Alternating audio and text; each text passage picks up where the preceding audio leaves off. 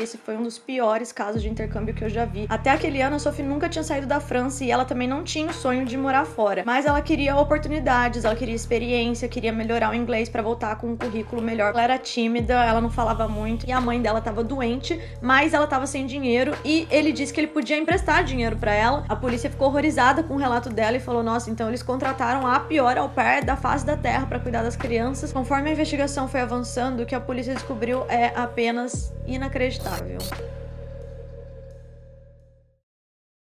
Pra quem não me conhece, eu sou a Camila Faria e eu tenho esse canal com a minha irmã Bruna. Aqui a gente fala sobre as nossas viagens e intercâmbios, mas às vezes a gente também faz alguns vídeos de caso, o público gosta bastante. Então a gente fala sobre casos que aconteceram em viagens e intercâmbios das pessoas, pra gente tentar tirar algum aprendizado dessas histórias. E normalmente são casos que deixam a gente bastante abalado, principalmente porque a gente se identifica, a gente viaja, a gente dá dicas, incentivando as pessoas a viajarem e coisas acontecem, né? Não é só porque você tá viajando que alguma coisa vai acontecer, mas eu acho sim que é interessante a gente saber desses casos para tentar se proteger de alguma forma. Foi o que eu falei, tirar algum aprendizado das histórias das pessoas. Antes de eu começar a contar esse caso, eu queria deixar bem claro para vocês que esse foi um dos piores casos de intercâmbio que eu já vi, envolvendo uma intercambista e uma host family. Esse caso é absurdamente bizarro, é o tipo de coisa que você jamais imagina que pode acontecer com quem tem o sonho de fazer um intercâmbio, e não só num programa de au pair, como foi esse caso, mas qualquer tipo de intercâmbio. Infelizmente aconteceu. Como vocês já sabem, no final de todo vídeo eu deixo as minhas reflexões sobre tudo que eu pesquisei. Hoje eu vou contar para vocês o caso da Sophie Lyonnais.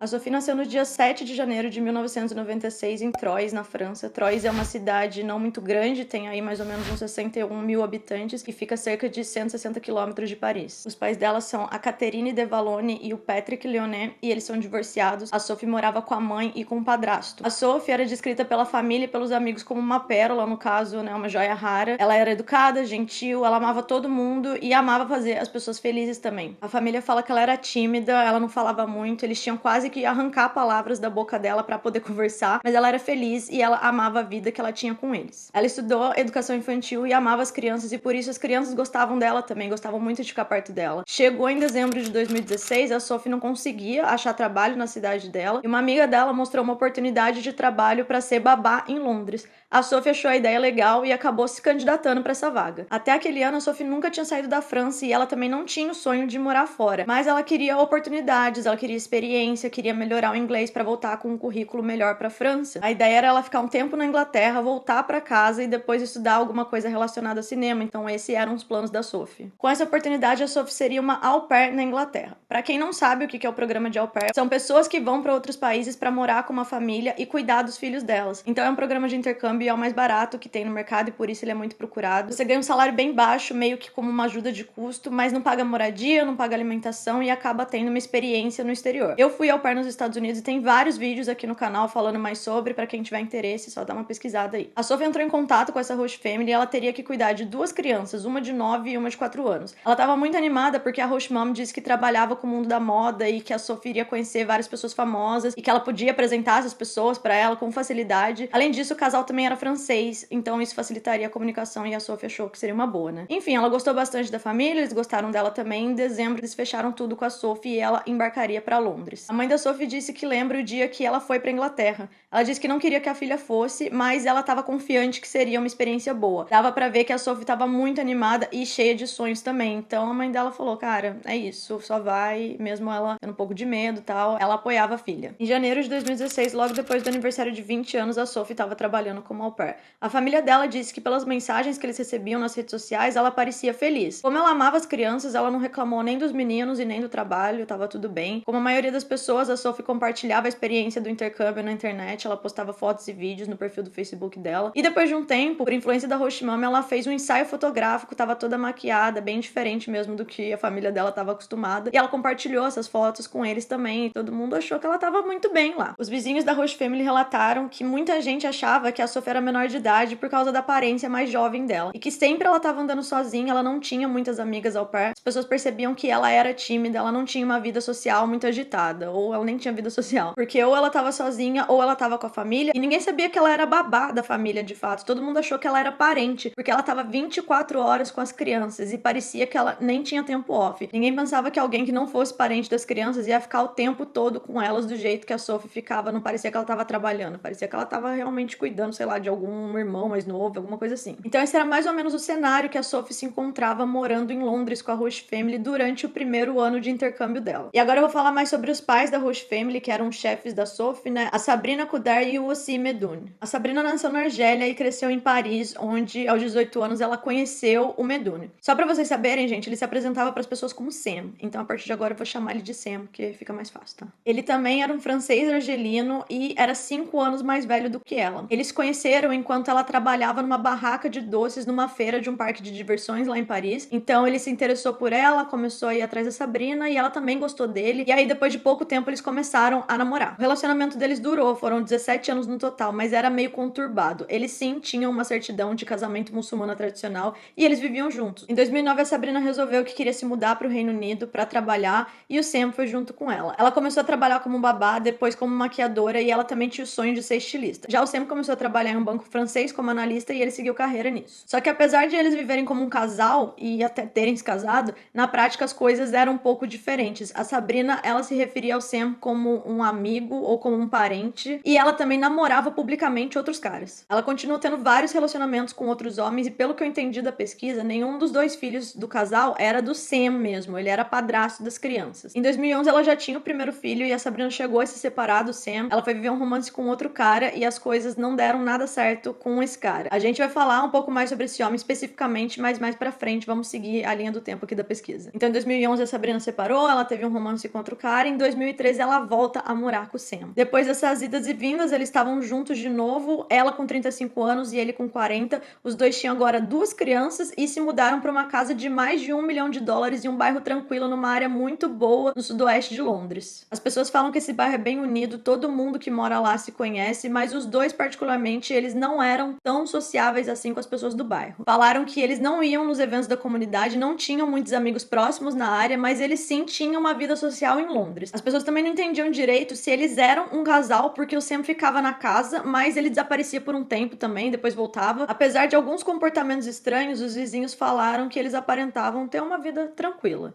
E com certo glamour também, porque ela trabalhava no mundo da moda, ele parecia que estava muito bem no banco, enfim. Agora, gente, o ano é 2016 e as vidas profissionais dos dois estavam estabilizadas e eles resolveram contratar uma au pair para ajudar com as crianças. É aí que a Sophie entra na história. Bom, a Sophie chegou e passados os primeiros meses e até o primeiro ano do intercâmbio dela, a mãe da Sophie começa a receber mensagens de texto e no Facebook da Sophie relatando que ela estava infeliz, mas ela não tinha dinheiro para voltar para casa. A mãe dela disse que ela tinha que voltar se ela estava triste, né? E mesmo assim, ela ia ajudar. Mesmo sem dinheiro, ela iria ajudar. Quando ela recebeu o pagamento do mês, ela mandou dinheiro pra filha pra poder comprar as passagens. Depois de um tempo, a Sabrina ligou pra mãe da Sophie e disse que ia ficar com a Sophie mais um tempo, porque elas tiveram algum desentendimento e que elas precisavam resolver, mas que tava tudo bem. Como a Sabrina falava francês e a mãe da Sophie confiava nela, por elas já terem tido outras conversas, ela acreditou que era alguma coisa pequena, um desentendimento bobo, e que elas iam se resolver, e a Sabrina tava cuidando da filha dela, até porque a Sabrina dizia que a Sophie era uma filha pra ela, que ela era tipo uma irmã mais nova, que ela gostava muito da Sophie, que tava tudo certo. Ela tranquilizava muito a mãe da Sophie. Depois de um tempo, as reclamações da Sophie pararam, mas a menina só podia falar com a mãe dela por telefone e sempre com a Sabrina por perto. Ela dizia que tava tudo bem sim, que ela tava voltando pra casa logo, e a mãe dela falava, mas você sempre fala isso e nunca volta. Ela falava, não mãe, tá tudo bem, tá tudo tranquilo aqui. Mas a realidade era um pouco diferente. As pessoas da comunidade começaram a perceber que a Sophie parecia cada vez mais triste. Ela chegou a fazer amizade com alguma das amigas da Sabrina, que também eram de outro país e moravam perto. E depois de um tempo, uma amiga da Sabrina percebeu que a Sophie já não entrava mais em contato, não aparecia mais, e ela chegou aí até a casa deles pra ver se estava tudo bem. Ela disse que o Sam abriu a porta e disse que a Sabrina não tava e nem a Sophie. Só que ela sabia que elas estavam em casa, então ela achou que ele tava mentindo por algum problema familiar, alguma briga, e deixou quieto. Um dia, a Sophie foi até um restaurante do bairro e acabou se abrindo com o dono, que era amigo da família. Ele perguntou se estava tudo bem, porque ele viu que ela tava com uma cara de choro, então era bem perceptível que ela não tava bem. Ela disse que realmente ela não tava bem porque ela queria voltar pra França e a mãe dela tava doente,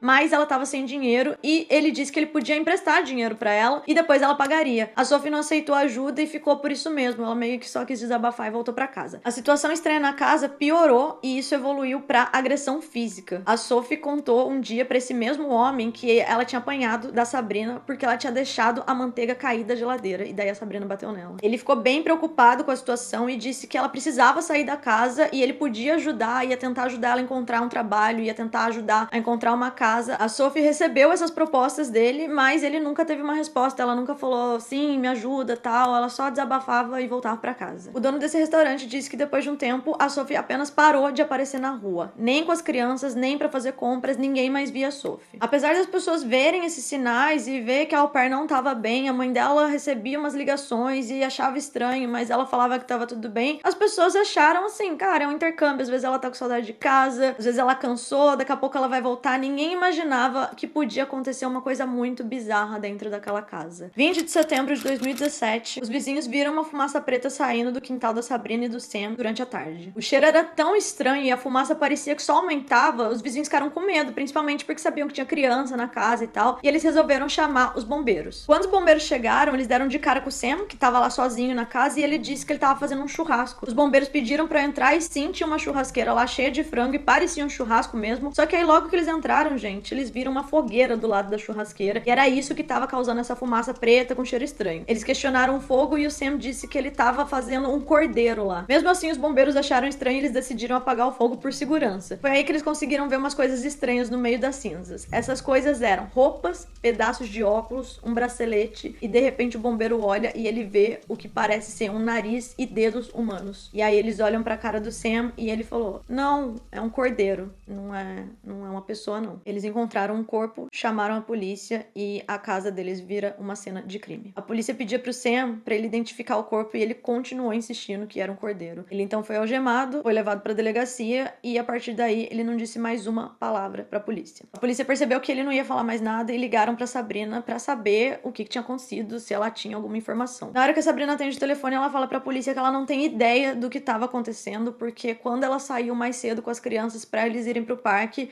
tava tudo bem na casa, tava tudo normal. Era só mais um dia pra eles. Perguntaram então sobre a Sophie, né? Porque os vizinhos falaram pra polícia que tinha uma au pair e tal. E ela falou que a Sophie tinha se demitido 2 dias antes e tinha voltado pra casa dela. Ela não sabia direito. A Sophie pediu pra ir embora, ela não tá mais morando com a gente, e a polícia achou muito suspeito tudo aquilo, percebeu que a Sabrina tava mentindo e prenderam ela também. No interrogatório, a polícia disse que tinha um corpo na fogueira e a Sabrina negou qualquer participação no crime. Ela colocou toda a culpa no Sam e o mais interessante é que ela descreveu a Sophie como uma menina que até então ninguém podia imaginar. Ela basicamente disse que a Sophie achava que era a dona da casa, que ela trabalhava muito mal, ficava no sofá deitado o dia inteiro mexendo no celular, que ela não cuidava bem das crianças. Ela basicamente disse que a au pair achava que eles estavam trabalhando pra ela e não o contrário. Ela fez algumas acusações também sobre ter tido várias joias roubadas, falou que a Sophie era uma ladra e que ela acreditava que tudo isso tinha a ver com o fato da Sophie ter se envolvido com pessoas erradas em Londres. A polícia ficou horrorizada com o relato dela e falou, nossa, então eles contrataram a pior au pair da face da terra pra cuidar das crianças. A realidade, segundo a Hush Mom, é que eles tinham sido muito bons pra Sophie e ela tinha abusado, aproveitado da boa vontade deles e chegou a trair a confiança da Sabrina. Gente, conforme a investigação foi avançando, o que a polícia descobriu é apenas inacreditável. Tudo que eu vou falar agora é resultado de depoimentos das pessoas, também de provas que eles encontraram no celular da Sabrina e do Sam. Vamos lá. Durante o primeiro ano de intercâmbio, tava tudo indo muito bem, apesar da Sophie trabalhar muito e não ter uma vida social, tava tudo ok. Com o passar do tempo, a Sabrina colocou um alvo na au pair. Um dia ela acusou a Sophie de ter roubado um anel de diamante e começou a especular que a au pair tava conspirando contra ela e a família dela. E a Sophie ficou sem entender nada e claramente ela negou, mas a Sabrina não acreditava nela. Por causa dessa situação, os dois confiscaram os documentos da Sophie e também o celular e pararam de pagar o salário que ela tinha direito como au pair. Tudo isso pra ver se ela confessava o que ela tinha feito contra eles, ou pelo menos o que a Sabrina achou que a Sophie estava fazendo. E aí você deve estar se perguntando, né? Mas o que aconteceu? Por que isso foi do nada? E, na verdade, sim, aconteceu alguma coisa. No verão de 2017, aconteceu uma mudança na vida da Sabrina. E aí vocês lembram que eu falei que ela tinha deixado o marido por outro homem? O nome desse cara é Mark, e agora a gente vai falar um pouco sobre ele. O Mark é um empresário e produtor musical famoso e muito bem sucedido. E na época que ele conheceu Sabrina, ele estava gerenciando uma boy band chamada Blue. E ele também já tinha trabalhado com alguns cantores famosos, tipo Lady Gaga, Henrique Iglesias, a Jennifer Lopez, ou seja, o cara era bem famoso mesmo, era um grande nome aí do meio. Os dois se conheceram em um banco em 2011, a Sabrina tava falando com um gerente, o Mark tava na fila esperando, e ele se interessou por ela. Os dois começaram a trocar uma ideia, passaram contato um pro outro, e a Sabrina chamou o Mark para um encontro, e ele achou que era um encontro romântico. Só que chegando lá, ele percebeu que tinha outros 11 homens ligações e aparentemente tava todo mundo perdido também, porque todo mundo achou que era um encontro com ela, mas na verdade ela tinha feito uma reunião pra vender pra esses caras um esquema de pirâmide de linhas telefônicas. Ele falou que alguns caras foram embora, mas ele ficou muito intrigado com a Sabrina e ele acabou comprando um negócio lá que ela tava oferecendo. E ele falou, cara, eu percebi que era algum esquema estranho, mas eu queria ajudar a Sabrina. A partir daí eles começaram um relacionamento e depois de uns 5 ou 6 meses eles foram morar juntos e ele passou a pagar o aluguel do apartamento. Pelo que eu entendi, o apartamento era dela, ele falava, o apartamento dela, mas era ele que pagava tudo. Eu acho que ela saiu da casa do Sam, pegou um apartamento, os dois foram morar juntos e ele que bancava tudo. O Mark disse que ele estava perdidamente apaixonado pela Sabrina. Como ele trabalhava muito e viajava pelo mundo, ele não tinha dado muita atenção pra essa vida amorosa, só que com a Sabrina as coisas mudaram pra ele. Ele também disse que ele queria proteger a Sabrina mais ainda, porque ela disse que ela tinha sido abusada sexualmente por 2 tios quando ela era mais nova. Então, como a Sabrina compartilhou essas histórias com o Mark, ele se sentiu no dever de ajudar ela cada vez mais, de cuidar dela mesmo, porque ela tinha tido um passado muito difícil. A Sabrina era simpática, divertida, ele disse que ela parecia doce e tinha um sotaque francês que ele amava muito, mas não demorou muito tempo pra ele perceber algumas red flags no relacionamento dos dois. Ele começou a achar estranho as mudanças repentinas de humor que ela tinha. Eram muitas brigas do nada e várias vezes ela se tornava violenta com ele. Ele disse que ficava chateado, mas tentava entender o lado dela também. E tinham muitos momentos bons também no relacionamento, então não era tudo ruim. Conforme o tempo foi passando, o Mark disse que as coisas só pioravam e o abuso psicológico passou a ser físico também. Em uma entrevista que ele deu, ele falou: estávamos juntos há 14 meses e morávamos no apartamento dela em Queensway. Quando eu procurava meu caderno em um armário e encontrei algumas fotos dela com outro homem. Eu perguntei a ela quem era e ela explodiu e disse: por que você tá remexendo no armário? Você tá tentando me controlar. Daí ela jogou 30 fotos pela janela do 5º andar, elas saíram flutuando pra rua. Eu me virei pra sair e ela tirou um cinzeiro de vidro bem pesado em mim e se espatifou pela parede. Ele disse que levou muitos socos e tapas durante o relacionamento pelos mais diversos motivos. Uma vez a Sabrina acordou o Mark com um soco no queixo porque ele tava roncando e ele ficou machucado por dias de tão feio que foi esse soco. Outra coisa que ele contou é que eles tinham 4 babás em tempo integral pro filho mais velho da Sabrina e ela acusou todas essas babás de terem dormido. Tido um caso com o Mark que chegou a instalar câmeras na casa deles pra espionar toda a movimentação, porque ela tinha certeza que ele tava traindo ela, que as babás estavam querendo tomar o lugar dela, enfim, e o Mark disse que tudo isso era coisa da cabeça dela, que nada nunca aconteceu, e que ele não tinha traído ela, mas ela acreditava muito que sim, e ficava muito brava em relação a tudo isso. Ele disse que apesar de tudo isso, gente, ele amava muito a Sabrina e o relacionamento deles continuou. Em 2013, ela disse pra ele que ela tava grávida, e ele falou que foi um dia muito feliz pra ele, que ele tava muito animado, só que alguns meses depois, eu acho que ele viajava muito, enfim, quando ele volta pra casa, a Sabrina não tava lá. Ela tinha ido pra França e falou pro Mark que é porque a mãe dela tava doente e ela ia ficar lá por um tempo e meio que ignorava as ligações dele e tal. Depois de um tempo, ela ligou pro Mark falando que ela tinha sofrido um aborto e simplesmente desligou. Ele disse que ele não entendeu nada, ficou acabado com a notícia, mas pouco tempo depois, ele conversou com o irmão da Sabrina e descobriu que era tudo mentira e que o bebê tava bem. Assim, ele falava que era tudo muito confuso com ela. Os dois ficaram juntos por 2 anos, mas depois da separação deles em 2013, o relacionamento durou 2 anos aí, a Sabrina denunciou o Mark pra polícia pelo menos umas 30 vezes, alegando que ele era um stalker, que ele mandava helicópteros ficarem sobrevoando a casa dela pra espionar a vida dela. Ela disse que ele tinha abusado dos gatos dela. A Sabrina também entrou em contato com alguns dos maiores clientes do Mark, sendo que esse meio dele era formado por grandes estrelas, grandes nomes da música internacional, né? E ela falava pra todo mundo que ele era um pedófilo. Ela tentou sujar a reputação dele, o nome dele a todo custo depois da separação. Mesmo passando por tudo isso, o Mark continuou ajudando a Sabrina financeiramente porque ele acreditou que o segundo filho era dele, né? Então meio que seria com uma pensão aí. Só que chegou num dado momento, foi passando o tempo, ele tava desconfiado se o filho era dele mesmo ou não. E aí acabou que ele se mudou pra Los Angeles. E pelo que eu entendi, quando ele se mudou, foi a Sabrina que terminou o relacionamento. Não sei se eles queriam tentar ainda e tal, mas ele foi pra Los Angeles, o relacionamento acabou e a Sabrina voltou a morar com o Sam. Durante muito tempo, o Mark, ele gastou dinheiro com advogados tentando fazer o teste de paternidade do segundo filho da Sabrina, mas ela sempre negava. Ele disse que acreditou por muito tempo que o filho era dele, mas ele sentia no coração dele que as coisas eram meio estranhas, ele não sabia se era ou não, e ele queria confirmar. Como a Sabrina só dava perdido nele, ele resolveu parar de mandar dinheiro pra ela até que tudo fosse esclarecido, e foi aí que a Sabrina chegou no limite dela. Essa foi a grande mudança na vida da Sabrina, gente. Foi no verão de 2017, o cara tava em Los Angeles, ele tinha 0 contato com a Sabrina, ele parou de pagar as contas dela, e é quando a frustração dela, a raiva, a paranoia, todo esse sentimento que ela tinha pelo Mark se volta pra Sophie. Como a Sabrina tava quebrada financeiramente, porque ele não tava mais pagando as coisas pra ela, ela parou de pagar a au pair, e eu até vi em algumas algumas reportagens que ela nunca tinha pagado a Sophie, mas em outras reportagens eu vi que sim. O que a gente sabe é que a Sophie sempre falava que ela tava sem dinheiro. Mas se ela pagava ou não, vamos dizer que ela pagava, foi quando a Sophie estranhou o atraso do pagamento que as acusações de roubo começaram contra ela. Como a Sophie era mais tímida e mais quieta, ela até negava as acusações absurdas que surgiam todos os dias que a Sabrina fazia contra ela, mas a paranoia da Sabrina só aumentava, gente. Todo dia aumentava e ela acusava a Sophie de uma coisa nova. A Sabrina, num dado momento, ela tava convencida que a Sophie tava trabalhando em parceria com o Mark pra stalkear a vida dela e que eles conspiravam contra ela e o Sam. Ela começou a deixar a Sophie sem comida e também a cortar o contato da Sophie com tudo e todos. Nos últimos 2 meses de vida, a Sophie estava isolada, sem dinheiro, sem poder voltar para casa, sem um documento, sem nada. Toda vez que ela falava com a mãe dela, a Sabrina estava do lado, as pessoas pararam de ver ela na rua. Depois de um tempo, a Sabrina passou a interrogar a Sophie e a gravar tudo, caso ela conseguisse uma confissão. Ela fazia várias ameaças, acusava a Sophie de ter adicionado o Mark no Facebook, começou a flertar com ele, e ela dizia que ela sabia que a Sophie tinha se encontrado com ele na vida real, que ela mesma tinha visto os dois juntos e que ela também sabia que a Sophie tinha levado o filho de 4 anos na casa do Mark pra que o Mark pudesse estuprar a criança. Imagina na cabeça da au pair você escutando do seu chefe, a mãe das crianças, todas essas acusações do nada. Logo em seguida, Sabrina falava que a Sophie seria presa por conta disso tudo que ela tinha feito, que ela ficaria uns 40 anos na prisão, que a vida dela ia ser um verdadeiro inferno e que a Sabrina ia fazer parte disso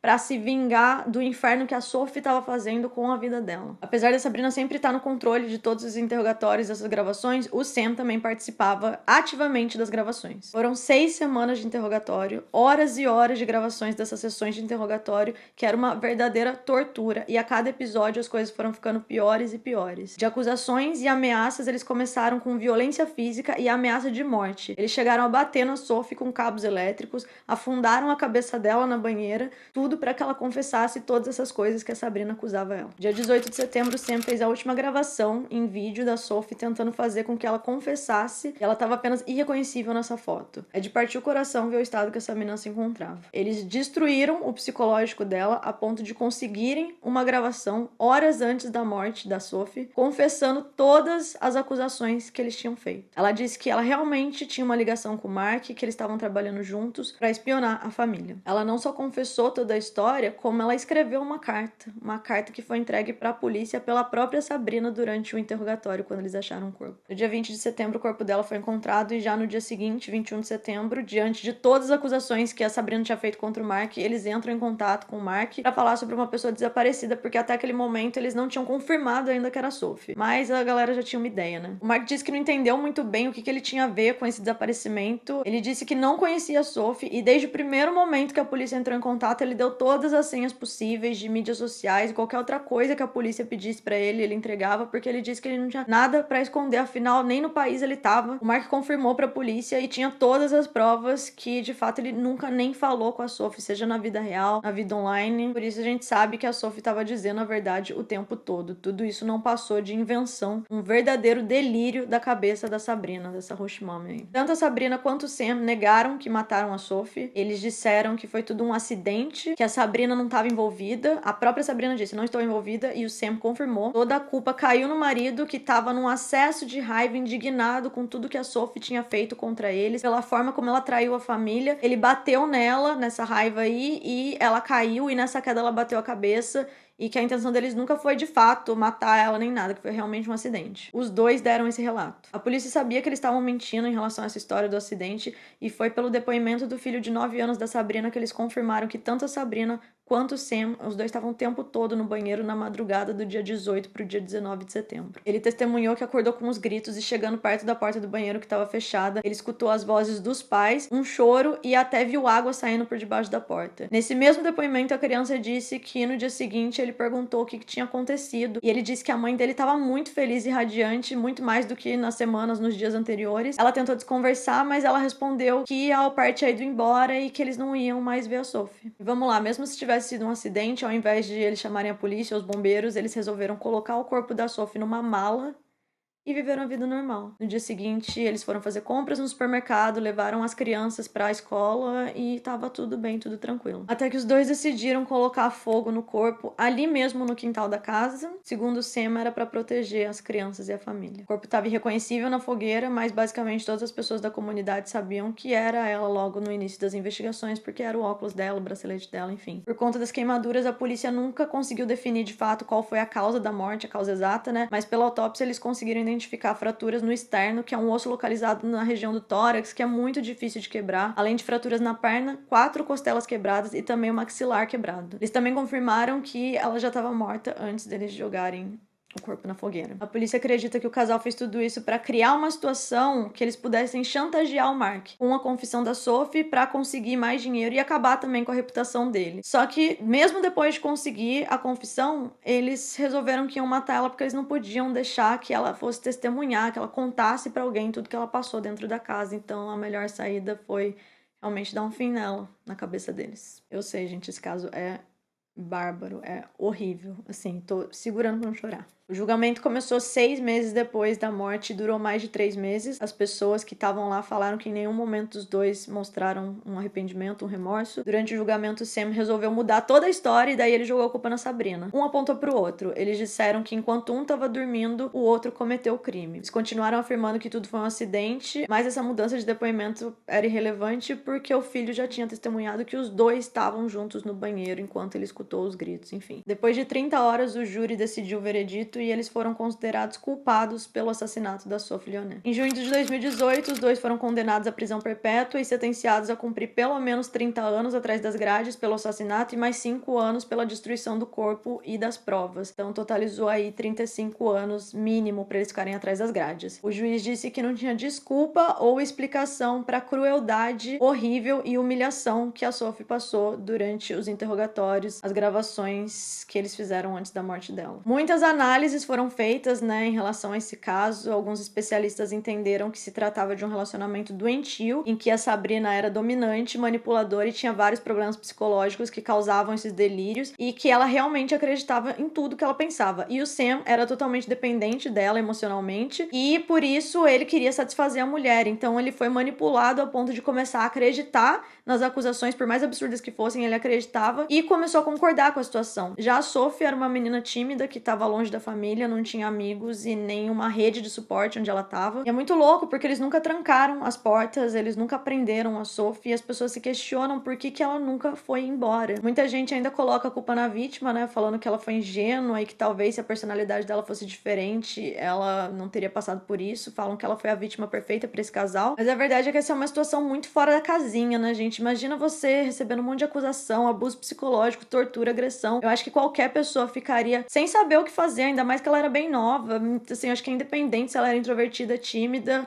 Eu não sei o que eu faria também. Ainda mais nessa situação que você tá em outro país. Ela morria de medo deles e tinha certeza também que ela seria presa se ela tentasse fugir, porque a Sabrina ficava acusando ela das coisas mais bizarras possíveis e colocou na cabeça dela que ela tava cometendo crimes. Fora que ela tava sem dinheiro, sem documento, sem contato com a família. Então é muito complicado. Eu não consigo, assim... Esse caso, pra mim, é um grande absurdo. A Sophie não pediu ajuda, mas existe também um grande sentimento de culpa das pessoas que viram tudo acontecer e foram omissas, né? Os sinais sobre a situação que a Sophie estava vivendo lá, eles existiam muito antes da morte dela. Em 1 ano e meio, a Sophie nunca tinha voltado pra França, nem pra datas comemorativas, datas importantes, o que é super possível na Europa, já que é tudo muito perto, e as passagens, na verdade, nem são tão caras. Só que ela não voltava, não é porque ela tava sem dinheiro, ela trabalhava todos os dias, ela não tinha um dia off. Ela falou pra muitas pessoas que ela tava triste, que ela queria voltar pra casa, mas as pessoas apenas pensavam, tipo, ai, não deve ser tão ruim assim. Depois ela desapareceu por quase 2 meses e ninguém foi lá verificar se a menina tava bem, perguntar se tava acontecendo alguma coisa. Os pais da Sophie, eles não se conformam com o que aconteceu com a filha deles, óbvio. A mãe dela espera que a história deles sirva de lição e ela aconselha que os pais viajem com os filhos pra ver a casa que eles vão morar, que eles conheçam as host families. De novo, é bem possível na Europa, porque não é tudo longe, né? Aqui no Brasil já é mais mais complicado, você paga o intercâmbio e ir até a casa da pessoa que você vai morar, mas a mensagem que ela passa é essa: saiba onde seu filho tá, pesquise, tenha um contato. Igual a Sophie falou que ela tava triste, ela falou que ela queria voltar e tinha alguma coisa estranha, ela falava, filha, mas você não volta nunca. Tinha uns sinais, a Sophie não falava nada, mas tinha alguns sinais. Ela diz que ela não se sente culpada, mas ela fala pros pais, fiquem atentos. Se você perceber algum problema, alguma contradição, faz de tudo pra trazer seu filho pra casa o mais rápido possível, porque isso pode evitar muita coisa. Ela fala que a morte da Sophie destruiu a família deles.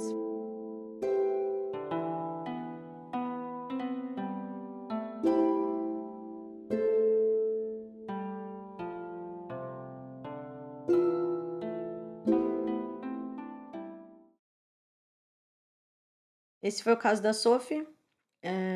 Foi horrível pesquisar, horrível gravar, horrível pensar sobre, principalmente se tratando de um intercâmbio, né, que é o assunto principal do nosso canal. A gente incentiva tantas pessoas a irem atrás desse sonho, a fazerem uma viagem, tem tanta coisa boa que você pode tirar de um intercâmbio, e olha o tipo de coisa que pode acontecer. Não é que a gente faz esse tipo de vídeo pra assustar ninguém, mas é que a gente não pensa que pode ser perigoso também, e eu não tô falando do caso da Sophie, eu lembro muito do meu intercâmbio, primeiro de todos que eu fiz com 17 anos, também era minha primeira vez fora do país. Eu era uma criança, gente. Eu fui morar no meio do nada com uma família totalmente problemática. A mãe, enquanto eu tava fazendo essa pesquisa, que eu via as coisas que a Sabrina fazia, eu lembro muito da Host Mom que eu morei lá na Geórgia. Era essa mudança de humor, as agressões, mentir as coisas. O Mark disse que ela contou sobre essa questão do abuso, dos tios, e depois a família dela falou que isso nunca aconteceu e ela voltava atrás, ela inventava muitas histórias.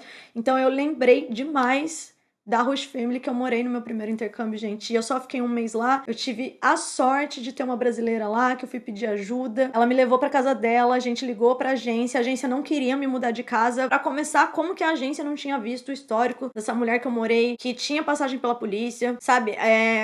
Gente, é muito louco pensar. Tipo, eu vi esse caso e eu fiquei assim, eu estive numa situação bem parecida. Eu falo no meu vídeo, que é um dos mais vistos aqui do canal, que eu não queria pagar pra ver o que aquela mulher era capaz de fazer, porque eu já tinha visto muita coisa. E eu fiquei só um mês lá. A Sophie passou 1 ano e meio na casa deles. Não tem como você saber o que as pessoas que você vai morar na casa passam, quem elas são, o que elas fazem. Só que tinha tanto sinal, tinha tanta coisa que já era uma red flag, sabe? Eu fico indignada como que ninguém se tocou que a menina sumiu por 2 meses. O cara que sabia que ela tinha apanhado, que ela não tava recebendo, que a mãe tava doente, ele não foi lá ver, ele falou, ai, é que a gente não se envolve nos problemas. Eu sempre falo isso no canal, a gente não pode ser omisso. Porque se a gente se envolve, sim, a gente se expõe, mas ao mesmo tempo a gente pode estar salvando alguém que precisa, principalmente em outro país. Eu não sei o que eu teria feito no meu intercâmbio se eu não tivesse tido a ajuda da Lídia, que era brasileira, né, da Host Family da Lídia, que basicamente bateu de frente com a mulher que eu morava e falou, não, a gente vai levar a Camila pra casa, e foi de lá que eu consegui ligar pros meus pais, porque nesse 1 mês que eu fiquei lá, a mulher tava também tirando meu celular, falando várias coisas, eu não podia ter acesso a nada, eu não tinha internet, eu não tinha nada, e isso aconteceu em 2009, gente, e pode continuar acontecendo dependendo do lugar que você for, então tenham muito, muito cuidado com essa questão de host family. A gente não conhece as pessoas que a gente vai morar na casa, e isso não é um alerta de tipo, não vá fazer intercâmbio. É bem comum isso. Eu morei com outras host families depois, eu tive uma experiência muito boa, melhor do que a primeira, que não era muito difícil, né? Mas se você,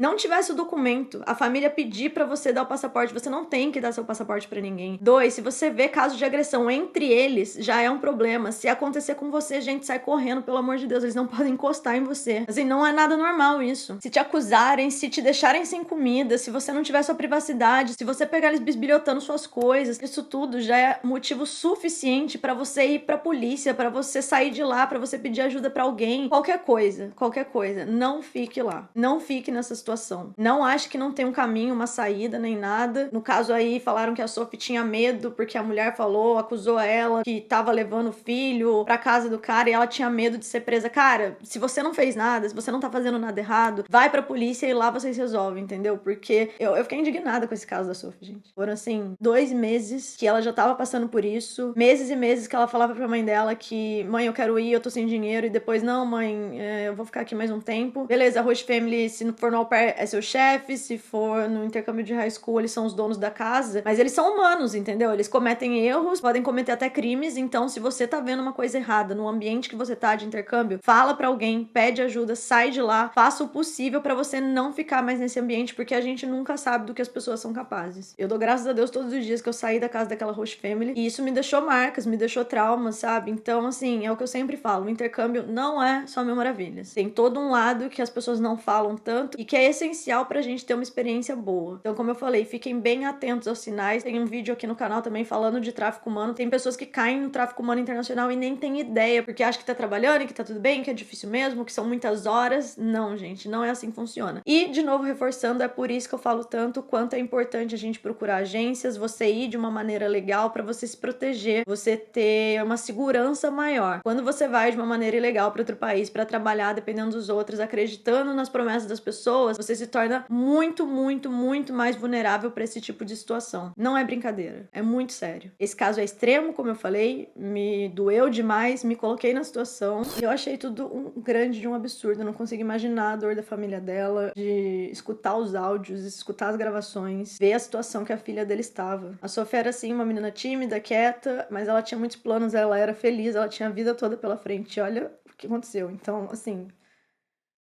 tomem muito cuidado, gente, é isso. Mas não desistam, o intercâmbio é muito bom. Esse caso é totalmente fora da curva, como eu falei, foi um dos piores que eu já vi. Não é comum, sabe? Não é assim, não faça intercâmbio. Não é, mas preste atenção em tudo. Esse caso poderia ter sido evitado de 1000 maneiras, por 1000 pessoas. Confiaram demais na pessoa que socialmente é muito legal, muito engraçada, glamour, dinheiro, essas coisas. Gente, a gente não conhece as pessoas, é isso. Então, não confiem em ninguém, principalmente em outro país. Cuidem de vocês mesmos, porque se a gente não cuidar da gente, ninguém vai cuidar. E é isso, espero que esse caso traga uma reflexão, uma luz na cabeça das pessoas. E eu vejo vocês no próximo vídeo.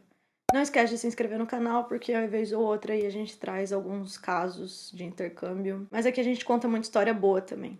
É isso, gente. Um beijo, é nóis. Tchau.